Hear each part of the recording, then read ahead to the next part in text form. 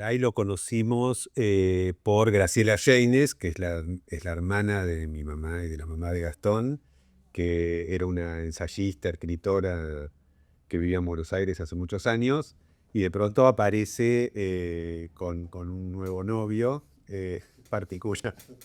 Entonces, bueno, nosotros viajábamos bastante. Gastón creo que estudiaba en La Plata en esa época y vivía en La Plata. Yo ya había estudiado en La Plata arquitectura y vivía en Bahía Blanca, que dirigía el Museo de Bahía Blanca. Eso puede ser el 95, puede ser, algo así. Mira, hay un reportaje que nosotros ahí en Bahía Blanca, que no pasaban tantas cosas culturales. Una de las cosas buenas era el Museo de Arte Contemporáneo. Y había una editorial que se llamaba Vox, que la hacíamos con Gustavo López, Luis Agasti, un grupo de los que éramos jóvenes en ese momento. Y me acuerdo que hay un reportaje, la revista Vox no existe más, pero en esa época era una revista de culto también, y le hicimos un reportaje a la ISECA. Eso fue uno de los primeros viajes, ya ahí salían juntos con Graciela, y habían venido a ver a mis abuelos, digamos, a los padres de Graciela, que también mi abuelo era escritor, Gregorio Yeynes.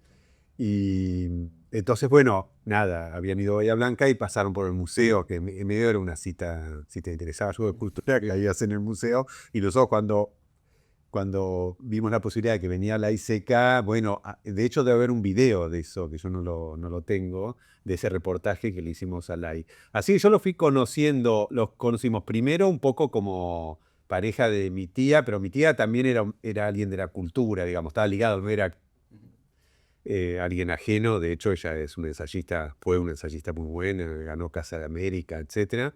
Un poco fue la puerta de entrada a Graciela a conocer a este personaje que al principio te desconcertaba, ¿viste? Después tenías que aprender a cómo tratarlo de alguna manera, porque realmente era un tipo que estaba fuera de toda norma. Viste que yo me considero una persona observador, por eso escribo como observador de las conductas humanas. Enseguida trato de sacarle la ficha, este es así, a veces me equivoco, por supuesto. Y la era como imposible, pues no sabías si era un tipo que estaba totalmente loco, si era un farsante, si era la revelación de la luz. Y después, a partir de esos primeros encuentros particulares, pues imagínate a mis abuelos, lo que les parecía, por más que mi abuelo era escritor, mi abuelo era juez, ¿viste? Era tipo reformal, este personajote, pero como era gente en definitiva culta y refinada, lo fueron, por ahí tardaron un poco más por la generación, pero lo fueron encontrando la vuelta, aceptando, encontrando su virtud. De hecho, la ISECA escribió una crítica, pues él escribía, no sé, en la Gaceta de Tucumán en esa época, escribió una crítica de un cuento de mi abuelo. Yo soy relector de mi abuelo, de hecho, no sé, de Ciudadano Ilustre aparecen muchas cosas de mi abuelo, todos los nombres de los libros son los de él, etc. Y leí una vez una crítica de un cuento que yo por supuesto había leído de mi abuelo, que a mí me dio vuelta la cabeza por un punto de vista totalmente novedoso.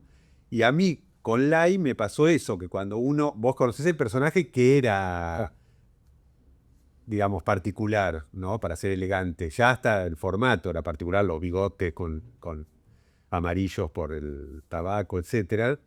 Y su actitud, su forma de mirar, sus movimientos. Pero después lo lees y te das cuenta que era un genio, ¿viste? O sea, yo creo que es el escritor contemporáneo más importante de Argentina, para mí, sin duda.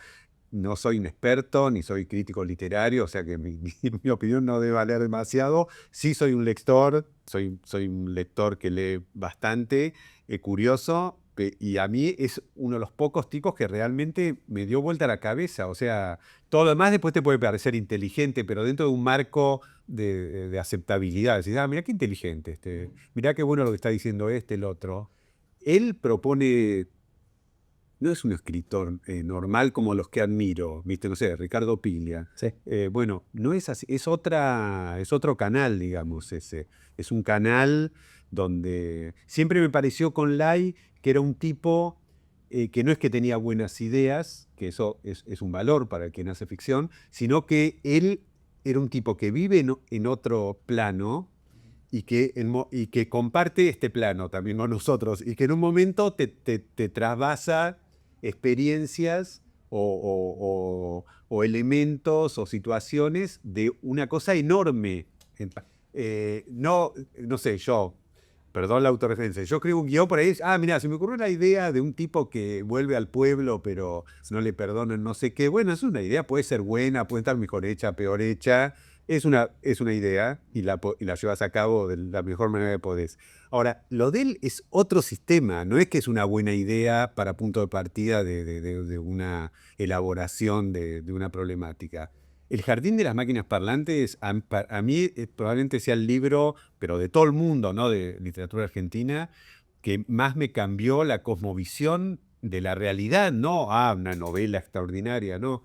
Yo descubrí que ese mundo mágico, viste, que para él era cierto además, no es que, mirá qué imaginativo el tipo este, existe ese mundo mágico.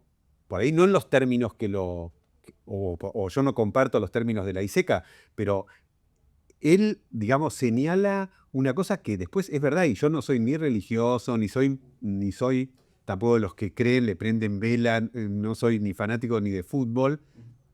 Sin embargo, hay esa cosa energética, ¿viste? Lo que él llamaba los chichis o alguien manijeado. Yo lo veo constante. Eso ha quedado como en mí y lo veo y lo compruebo, digamos. Que, ¿viste? Cuando decís, atendés a alguien, sea un ministro, un embajador, lo que sea, un artista, y si este tipo está manijeado, como que lo está manejando otro, viene con otro propósito que ni él mismo sabe, porque es una víctima, ¿no? El manijeado. Eso yo un poco no es que lo aprendí de él, pero lo vi en su literatura, que había gente, él lo dice de una manera, pero yo creo que el Jardín inaugura, digamos, otra visión del mundo. Que nosotros por ahí tenemos la de nuestra educación, la de, no sé, y eso a mí me hizo ver otra dimensión realmente. Me parece igual una novela buenísima. Pero bueno, esa para mí es para mí los Soria es extraordinaria, pero todo el mito que la rodea, pero a mí el Jardín yo creo que si tuviese que elegir un libro que hizo impacto en mí, es ese más que cualquier otro.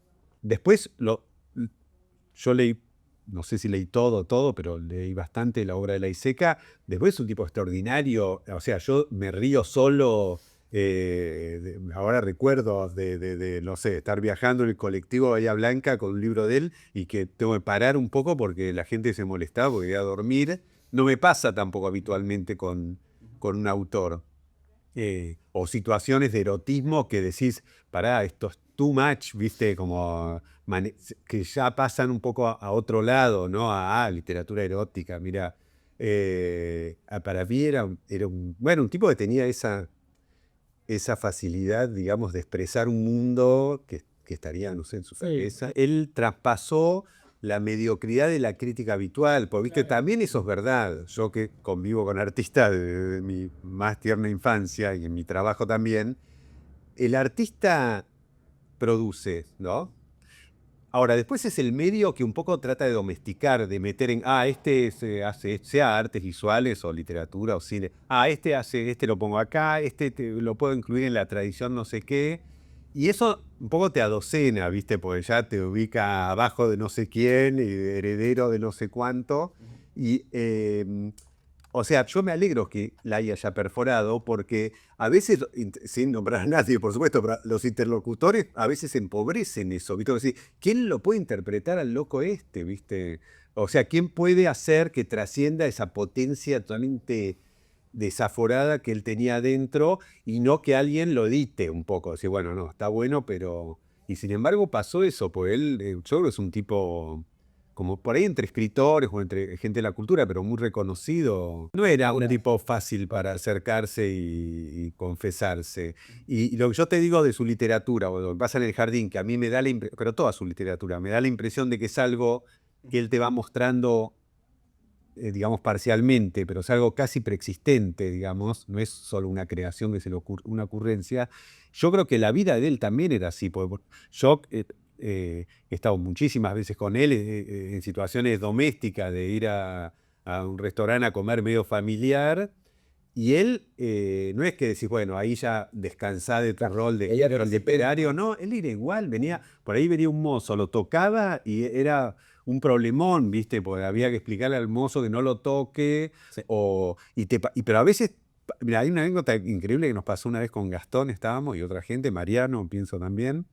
Eh, yo creo que cuando estábamos con Querida, filmando Querida, voy a comprar cigarrillos y vuelvo, que en un momento fuimos a un restaurante, un bodegón, yo creo que era cerca de La Boca, por ahí, viene un mozo cargoso, pero que uno lo sabe manejar, ¿viste? Bueno, sí, se hace el amigo, bueno. Pero era un poco confianzudo con Lai, ¿viste? Que no convenía en ese momento. Entonces Lai en un momento, eh, no, y él le pidió 3 veces algo y las 3 veces lo trajo mal. Pero te digo, mirá que yo no creo en esas cosas, pero por él le dijo, bueno, una cerveza tibia, entonces le trae una cerveza helada. Entonces le dijo, no, natural la cerveza, ¿ok? Sí, disculpe, volvió y le trae una cerveza helada. Y pasó 3 veces. Entonces, a la tercera vez, él nos dice con total gravedad, no es que lo dice con chiste, nos dice, está manejado este tipo, lo están manejando de otro lado, ojo, tiene un clavo en el paladar, dice.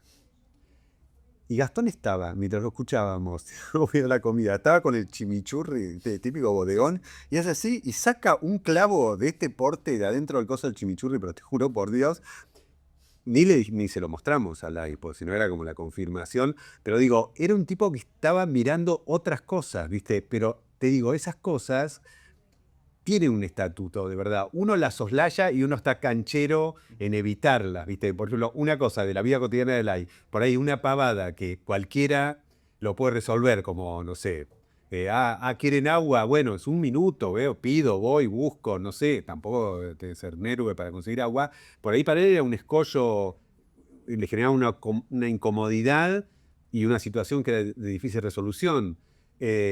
Y después tenía unas soluciones geniales o un mundo genial, pero eso lo notabas en el cotidiano, que me acuerdo cuando presentamos El Artista en Mar del Plata, en el Festival de Mar del Plata, que viajó él, en un momento volvimos, claro, estábamos en distintos autos para volver de Mar del Plata, entonces él vino en mi auto con mi mujer. Entonces, él, que era un monstruo de grande, mi mujer le dijo, Lai, anda adelante, ¿viste? Una cortesía lo diría cualquier persona más grande. Y Mariana, mi mujer, fue atrás y él venía adelante. Iba, entonces, un viaje largo, ¿viste? Hablaba todo el tiempo para él, ¿viste? Yo iba manejando, re tenso, papá no me gusta manejar, y hablaba como para sí, Bruno, yo no. Y cerraba los ojos, estaba como re molesto, ¿viste? Pero tampoco paraba y decía, Andrés, no sé, tal cosa. Paramos en donde se para a las parrillas, que se Chascomús, no sé.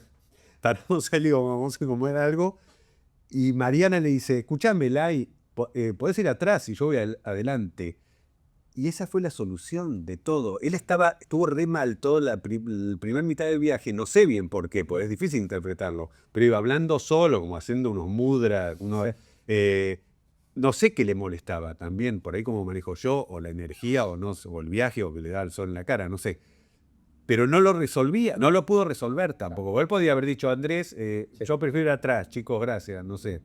Eh, Estaba como atravesado por una dimensión mágica, rara, que en general es invisible y que yo creo que a medida que somos más grandes la vamos soslayando más. ¿Viste? Tengo una frase buenísima en el jardín que dice, cada año una alambrada más, ¿viste? Cada año que cumplís es una alambrada más. Dice, 30 ya es Auschwitz, que para mí es como su experiencia de vida, como esto, cada vez nos vamos haciendo más monstruosos, ¿viste? O más insensibles, ¿viste? Eh, pero a la vez era adorable, pero no era, tampoco nosotros los Duprat somos muy afectuosos de darnos besos y abrazos, seguimos la tradición francesa, pero no sé cómo era en la intimidad con Graciela y los chicos de Graciela, pero no, era un tipo que lo querías desde otro lado, digamos, no era un tipo que te iba, no sé, que te iba a decir unas palabras gratuitas para que te sientas bien. No sé, en eso era auténtico también, ¿viste? A veces la calidez tiene que ver con apoyar aunque no, por el otro. Yo creo que era un tipo muy ensimismado. Y igual con nosotros tuvimos re buena experiencia, él tanto en el artista. El artista lo recontra superó, por el guión, si vos lees, Sí. el personaje del viejo es mucho más anodino, parece un viejo planta un poco.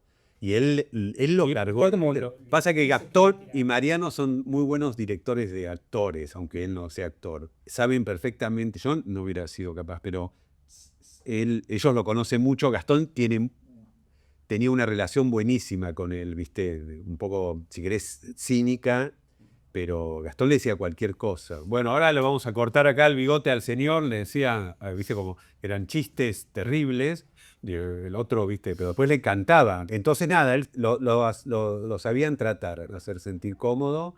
Y Lai, bueno, ellos tenían el ejercicio de los cuentos de terror, que es anterior. Yo no sé mucho de eso, porque yo no lo intervine. Eso era porque Gastón y Mariano estaban en ISAT y se les ocurrió hacer esta serie de cuentos, pues claro, eso es la genialidad que tenía, que los contaba mejor que los originales, por más que eran grandes maestros. Viste, él tenía tenía una cosa histriónica re poderosa, una gravedad. Y en el artista, yo creo que se les debe haber ocurrido a ellos que tenía que ser Lai, lo hizo genial realmente, eso ya más como yo mirándolo, porque es un viejo. Lo ayudó muchísimo a la película del artista, su forma de encarnar esa persona, porque si hubiera sido un viejo planta, no tiene tanta riqueza, pero el tipo, por ejemplo, dice pucho. Es impresionante. Entonces, si dice pucho, ¿por qué no dice otra cosa? No es que no, pues si no habla, no habla, habla mudo, decís, qué sé yo. Después, es un tipo con una gran expresión, con un mundo, todos los gestos que él hace en relación al personaje de Acepángaro, que le parece baladí, banal, estúpido, bruto. Está todo eso, ¿viste? Dicho con los gestos de él, cuando el otro le dice, mirá, el catálogo de la muestra, y el otro, ¿viste? Con una cara como... yo no soy actor, ¿no? Pero debe ser difícil expresar a ese level con un personaje que prácticamente no habla y no se mueve, ¿no? Y perdón, la coreografía de los dibujos también es de él.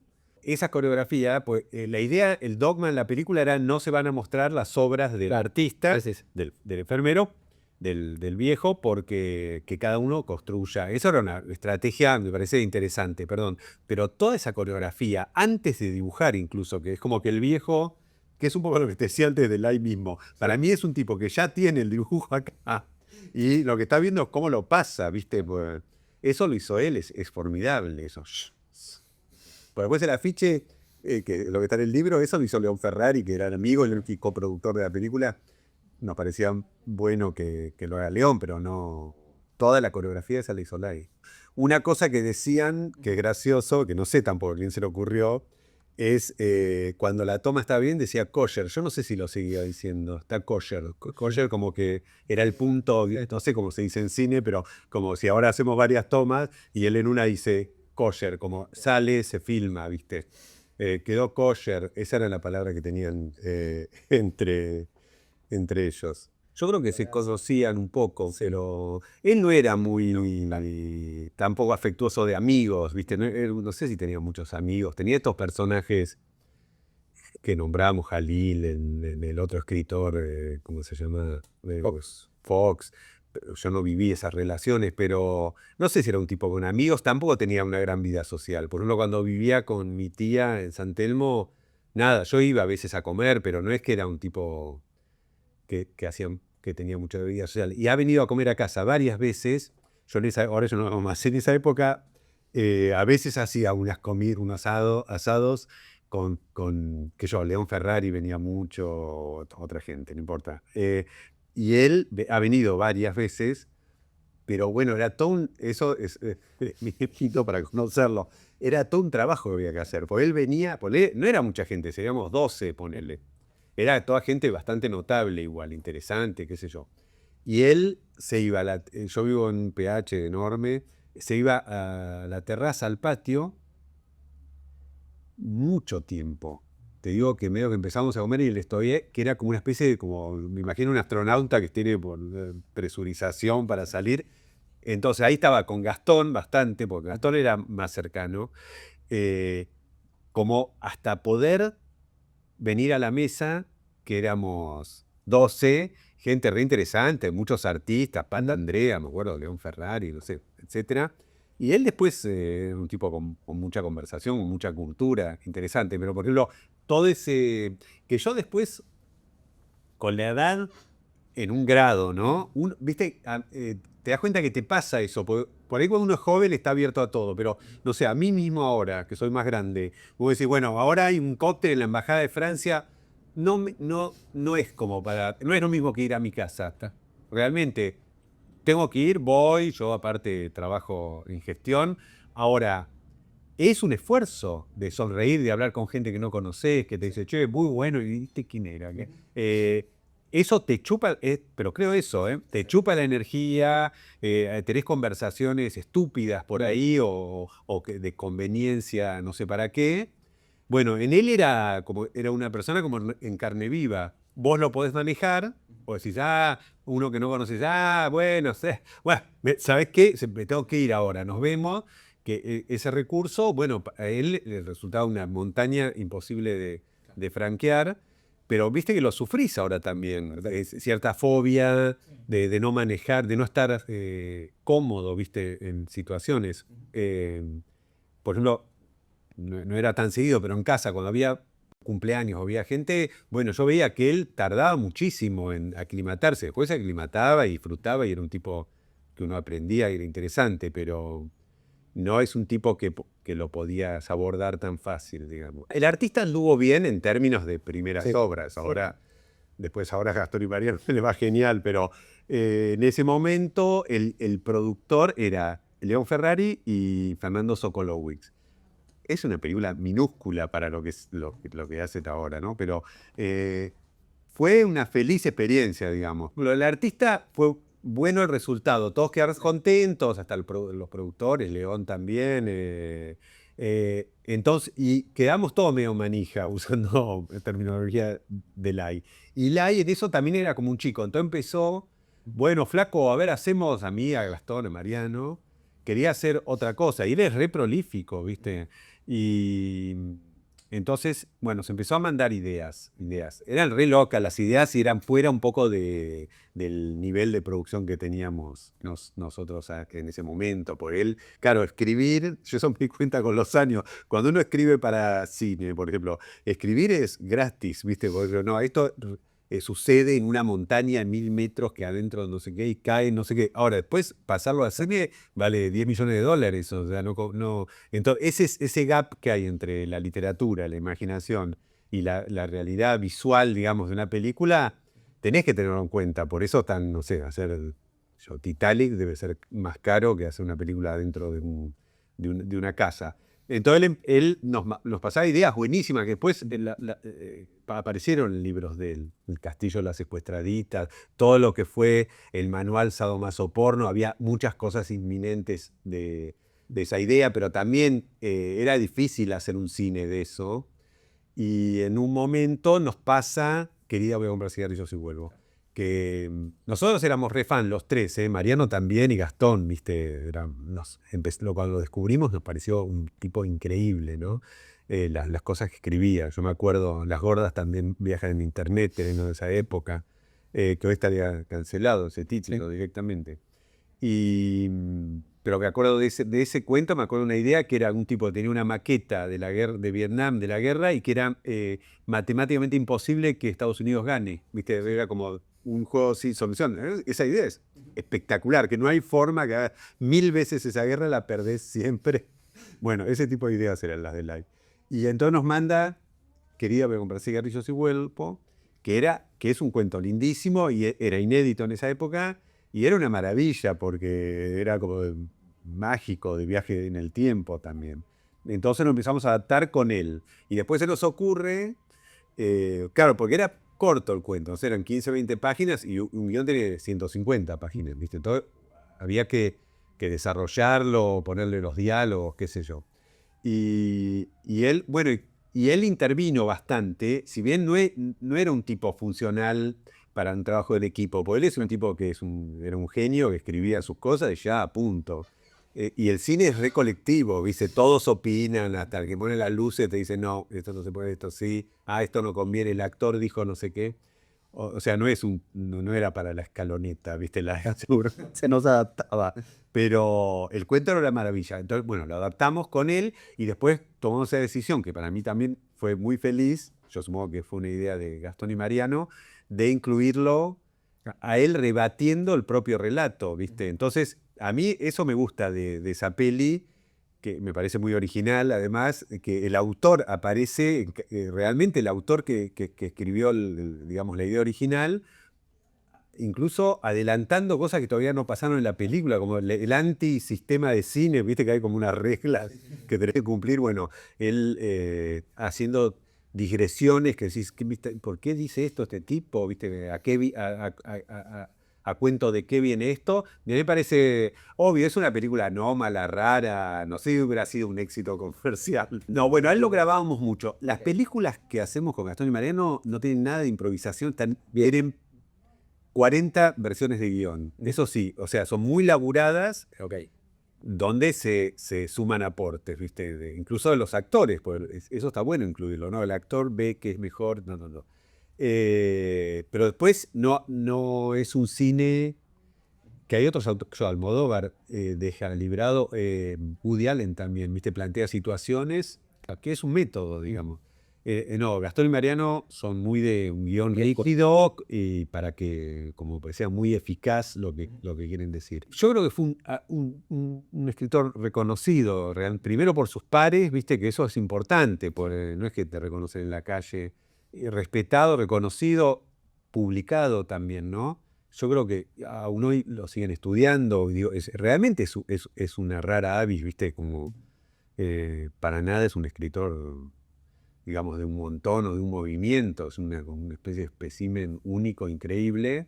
Después era un tipo con serios déficits de relación eh, para otro tipo de cosas, si querés, más materiales, para hacer un buen contrato con la editorial, para hacer una presentación que te lleven de viaje y vos seducir a todo el mundo y que después te inviten mejor, ¿viste? En eso tenía el caño roto, ¿viste? Eso. No, un tipo fóbico, no hablaba con quien tenía que hablar. No, Light como así por cómo era, quizás la contrapartida de su genialidad literaria era ciertas deficiencias en cosas que cualquier persona puede resolver. Entonces, qué sé yo, no sé, si él hubiera tenido otro tipo de visión, pero no es que se la estoy pidiendo para nada, es una hipótesis, quizás hubiera estado publicado en todo el mundo, porque realmente era extraordinario, la obra es extraordinaria, pero era un tipo difícil de acercarse, ¿viste? Difícil de tratar, como que veía ciertas otras cosas. Y yo veo que el mundo, si querés, editorial también está cada vez más profesionalizado, con normas. ¿Viste? Ahora incluso leí la otra vez que en las editoriales hay un experto que lee la obra literaria, pero no por su contenido literario, sino a ver en qué elementos podían ofender a alguien o a un Sí, colectivo, una cosa. sí, es un equipo eso que Claro. son ahora. Bueno, imagínatelo al Alay ahí, ¿no? Yo creo que como muchos artistas, quizás debiera haber tenido, o a mí me gustaría que él tenga un reconocimiento, porque realmente era... Sí, en España le publicaron uno, en Sueños He Llorado, yo me acuerdo que tenía la edición que todavía no estaba acá. Yo le temo a la pasteurización de las editoriales que yo, por ejemplo, cada vez el mundo, incluso el mundo cultural, está cada vez más lleno de normas, de gente que se ofende, de gente que cuida que nadie se ofenda, y es la muerte de la ficción eso, pues sí. A mí me parece bien no ofender a gente, obviamente, ¿no? Ahora, si no podés, digamos, expresar una dimensión humana en la ficción, no sé, ¿qué haces? O sea, me parece necesario que exista eso. Y después mirá, yo una vez escribí, yo en el 2001, me pidieron que escriba en el envío argentino a la Bienal de Venecia, sobre la obra de Leandro Ehrlich, un artista conocido ahora, pero en esa época Leandro tenía 28 años. Entonces escribí el texto de su presentación en Venecia, ¿no? Y me acuerdo que usé, yo creo que, no sé, no era, claro, era de los Soria, usé una frase para describir un poco el universo de Leandro Ehrlich, que para quien no conozca, es un artista que hace objetos que parecen reales, pero después no funcionan. Por alguna razón te engaña. Tiene uno famoso, es una piscina que te metes adentro, vestido y arriba, pero está el agua, pero nunca no te mojás. O sea, trabaja mucho con ese tipo de ilusiones. Y había una cita, que obviamente no me la voy a acordar bien, de Lai, que era que los horrores verdaderos vienen en un envase totalmente asequible y entendible. No es que es una dimensión que no, sino que parece algo que puede ser amigable y discernible y de pronto tiene una dimensión horrorosa. Y había un ejemplo, que creo que es de los Soria, que decían que hablaban dos personajes en un diálogo, entonces uno le decía, no, bueno, los países son Milanesoria, no sé, y eran todos nombres inventados y creo que uno era Rusia. Claro. Entonces el que estaba hablando le decía, pero no, no puede ser, porque Rusia existe, le decía. Y se ve que no sabes nada de arte. Que a mí me parecía una conclusión, porque estaban buscándole un orden, viste, como una norma, decir, bueno, ¿son todos países inventados? Pero ¿cómo mezclas uno que existe? Y yo creo que ahí él da la clave, digamos, de que el arte es esa complejidad. No es que, todo tiene que ser fantasía, todo tiene que estar referido a la realidad. Era un genio total. Yo lo recontra admiré, por suerte lo traté, que eso también es un, es un, es un gusto. A mí me pasó con León Ferrari también, con León éramos muy amigos y realmente era un artista, el mismo caso de Lai, que merecía la pena conocer a la persona, porque a veces no es así. A veces lees la obra de un tipo, te parece genial, y por ahí lo conoces y es un pedante o un estúpido, ilustrado. Me ha pasado, por supuesto no voy a decir nombres, y en el caso de Lai era una personalidad increíble que aprendías, digamos, no era solo un escritor erudito.